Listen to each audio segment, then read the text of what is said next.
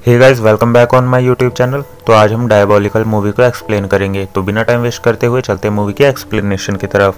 Movie की शुरुआत एक सिंगल मदर को दिखाते हुए होती है जिसका नाम मेडिसिन होता है और उसने अपने घर को नया शिफ्ट किया था और इसके 2 बच्चे थे।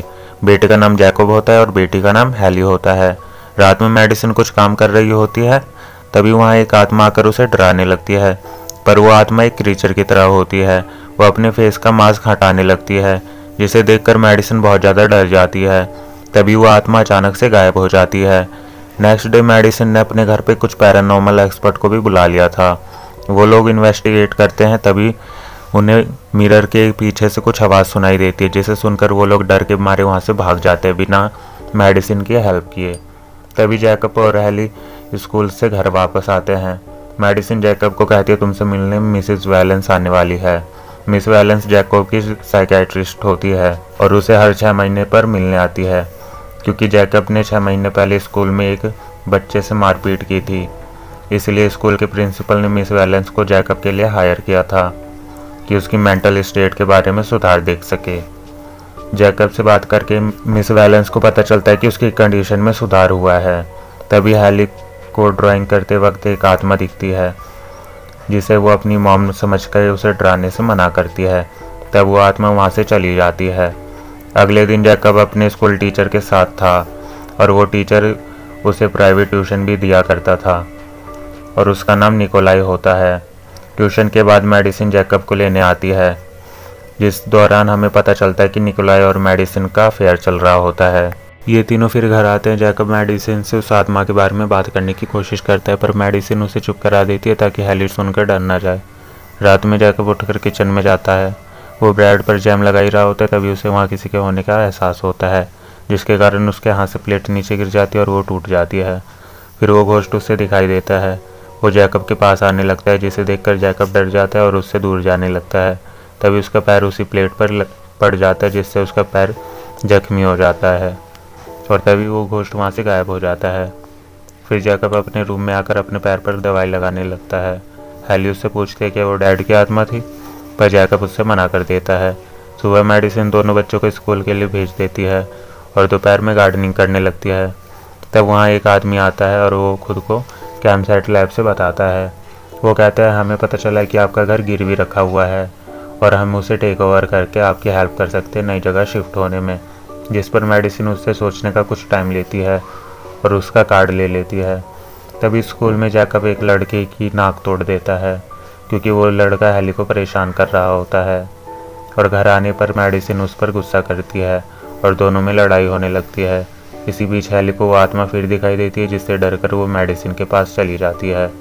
रात में निकोलाई मेडिसिन से मिलने आता है। वो दोनों निकोलाई की पुरानी जॉब के बारे में बात कर रहे होते हैं, जिसे निकोलाई ने अपने बॉस के कारण छोड़ा होता है। फिर ये लोग रूम में जाके इंटीमेट होने लगते हैं। तभी वहाँ वही बच्चे आते हैं जिसकी जैकब ने नाक तोड़ी थी। वो घर पर पत्थर फेंकने ही आगे बढ़ते, तभी उन्हें भी वो घोस्ट दिखाई देता है, जिसे देखकर वो बच्चे डर के वहाँ से भाग जाते हैं। अंदर निकोलाई मेडिसिन के साथ इंटीमेट होने के बाद वहाँ से चला जाता है।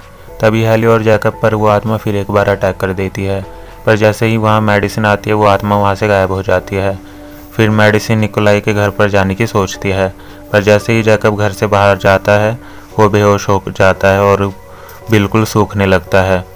हैली की आवाज़ सुनकर मेडिसिन घर के बाहर आती है। जैकब को उठाने की कोशिश करती है, पर तभी हैली की कंडीशन भी जैकब जैसी हो जाती है।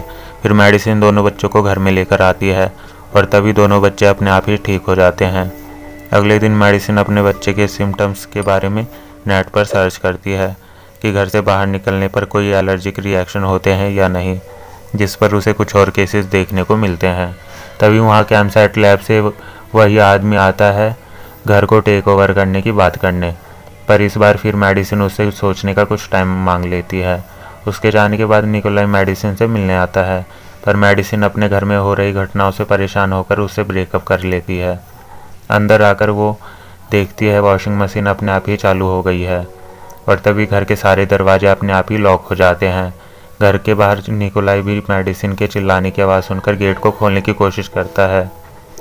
अंदर वॉशिंग मशीन से वो क्रीचर मेडिसिन पर हमला करने के लिए आगे बढ़ता है, पर तभी मेडिसिन लॉन्ड्री रूम का गेट खोलकर अपने बच्चों के पास आती है, पर वो क्रीचर उन पर हमला करने के लिए आगे बढ़ता है और तभी वहाँ निकोलाई आता है और उसके सामने वो क्रीचर गायब हो जाता है, जिसे वो देखकर बहुत ज़्यादा शॉक हो जाता है। तब निकोलाई उन लोगों की हेल्प करने की सोचता है, जिस पर मेडिसिन उसे बताती है उन्होंने साइकेट्रिस्ट, पैरानॉर्मल एक्सपर्ट, प्रीस्ट सब कुछ ट्राई करके देख लिया है, पर इसका कोई फ़ायदा उन्हें नहीं मिला।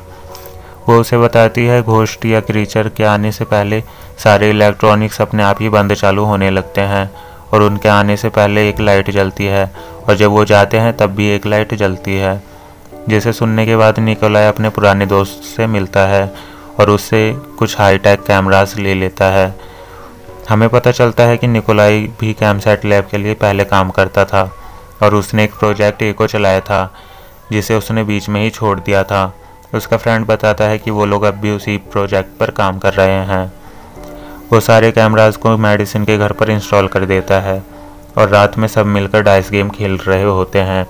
तभी डाइस अपने आप ही हवा में उड़ने लगती है, इलेक्ट्रॉनिक्स चीज़ें अपने आप ही बंद चालू होने लगती है और तभी वो आत्मा वहाँ आती है, जिसे देखकर वो चारों ऊपर वाले रूम में भागने लगते हैं और उनका पीछा वो आत्मा भी कर रही होती है। वो आत्मा कभी विजिबल होती है तो कभी इनविजिबल। वो लोग रूम में जाकर दरवाज़ा बंद करने की कोशिश करते हैं, पर तभी उस आत्मा का हाथ दरवाजे में फंस जाता है और उसकी उंगलियां कटकर नीचे गिर जाती है। उसी के साथ वो आत्मा भी वहाँ से चली जाती है। नेक्स्ट डे निकोलाई उस आत्मा का फिंगर्स को कलेक्ट करता है, जिससे उसे पता चलता है कि यह कोई क्रीचर है, ना कि कोई आत्मा, क्योंकि आत्मा को हम लोग नुकसान नहीं पहुंचा सकते। दूसरी तरफ मेडिसिन कैमरास की रिकॉर्डिंग देख रही होती है, जिसमें उसे वो आत्मा के कपड़ों पर कुछ लिखा हुआ दिखाई देता है। उस पर कैमसेट लैब लिखा हुआ था, जिसे देखकर वो शॉक हो जाती है। वो इंटरनेट पर कैमसेट लैब के बारे में सर्च करती है, जिसमें वो लैब के लोगों के साथ निकोलाई को भी देखती है और उनके बारे में लिखा हुआ था कि ये कंपनी ह्यूमंस पर एक्सपेरिमेंट करती है। जिसे देखने के बाद मेडिसिन निकोलाई पर गुस्सा करती है और उससे इस बारे में पूछती है, जिस पर निकोलाई उसे बताता है कि वो उस कंपनी के लिए काम किया करता था, पर ये लोग सिर्फ कैदियों पर ही एक्सपेरिमेंट करते थे जो कि गवर्नमेंट इन्हें प्रोवाइड करती थी। पर अभी भी ये प्रोजेक्ट को पूरी तरह से कंप्लीट नहीं हुआ है। इस प्रोजेक्ट को पूरा होने में अभी 40 साल बाकी है और अभी टेलीपोर्टेशन का काम पास्ट या फ्यूचर में पहुंचाने के लिए पूरा नहीं हुआ था।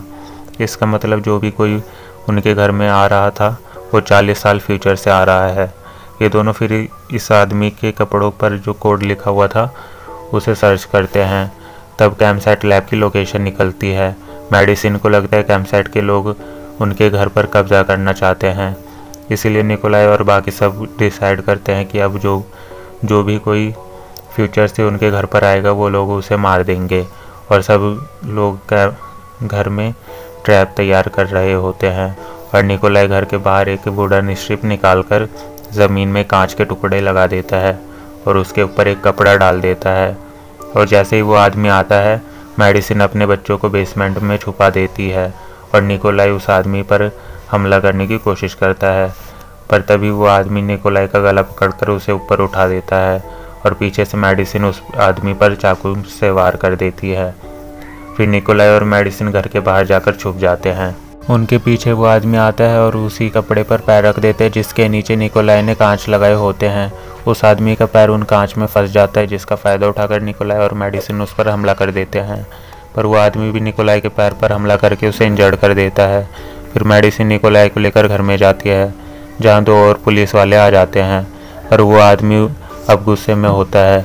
वो अंदर आकर सीधा उन पुलिस वालों को मार देता है, निकोलाई को बेहोश कर देता है और मेडिसिन को चाकू मार देता है और जैकब के फेस पर भी जाके एक चाकू मार देता है, जिससे उसके फेस पर मार्क बन जाता है। तभी उस आदमी के फेस पर भी सेम मार्क बन जाता है, जिसे देखकर मेडिसिन समझ जाती है कि ये आदमी कोई और नहीं बल्कि फ्यूचर से जैकब का आया हुआ वर्जन है। तभी निकोलाई को होश आ जाता है और वो फ्यूचर वाले जैकब को गोली मार देता है, जिससे वो आदमी वहीं गिर जाता है। मेडिसिन तब हेली जैकब और निकोलाई को बताती है कि वो फ्यूचर में जाकर इस प्रोजेक्ट को रोकेगी और वो फ्यूचर से आए जैकब के हाथ पर जाकर लेट जाती है और वो भी 40 साल आगे चली जाती है, जहाँ पर लैब वाले फिर जैकब को टेलीपोर्ट करने वाले थे और दोनों गार्ड आपस में बात कर रहे होते हैं कि जैकब 40 साल पहले यहाँ आया था अपनी माँ को ढूंढते हुए। उसका मानना था कि लैब वाले उसकी माँ को उठा के ले गए, इसीलिए वो लैब को आग लगाने के लिए आया था और पकड़ा गया, और 40 साल से लैब वालों ने इसे यहाँ पर रखा हुआ है और इसे आज पहली बार टेलीपोर्ट किया जाएगा पास्ट में। और आपस में बात करते हैं कि इससे पहले भी इन लोगों ने काफ़ी लोगों पर एक्सपेरिमेंट किए, पर उन लोगों की कंडीशन बहुत ख़राब हो गई और बाकियों का रिज़ल्ट भी अच्छा नहीं आया। पर जैकब बाकियों से ज़्यादा स्ट्रॉन्ग है और इसका रिज़ल्ट बाकियों से काफ़ी अच्छा आया है, जिसे मेडिसिन सुन लेती है और समझ जाती है जैकब उसे ढूंढते हुए लैब आएगा और लैब वाले उसे पकड़कर 40 साल तक उस पर एक्सपेरिमेंट करेंगे। इसलिए मेडिसिन फिर जैकब के हाथ पर लेट जाती है और फिर वो पास्ट में ट्रैवल करके जैकब के पास आती है। जैकब मेडिसिन को देखकर बहुत ज़्यादा खुश हो जाता है और उसे गले लगा लेता है। मूवी यहीं एंड हो जाती है। तो गाइज़ ये थी डायबॉलिकल मूवी की एक्सप्लेनेशन। आई होप आपको वीडियो अच्छी लगी हो, और मूवी से रिलेटेड कोई भी कन्फ्यूज़न हो तो आप कमेंट करके मुझसे पूछ सकते हो। और वीडियो को लाइक कर दो, कमेंट कर दो, और चैनल पे नए तो चैनल को सब्सक्राइब करके बेल का आइकन दबा दो, जिससे कि नई नोटिफिकेशन आपको मिल सके। तो मिलते हैं नेक्स्ट वीडियो में।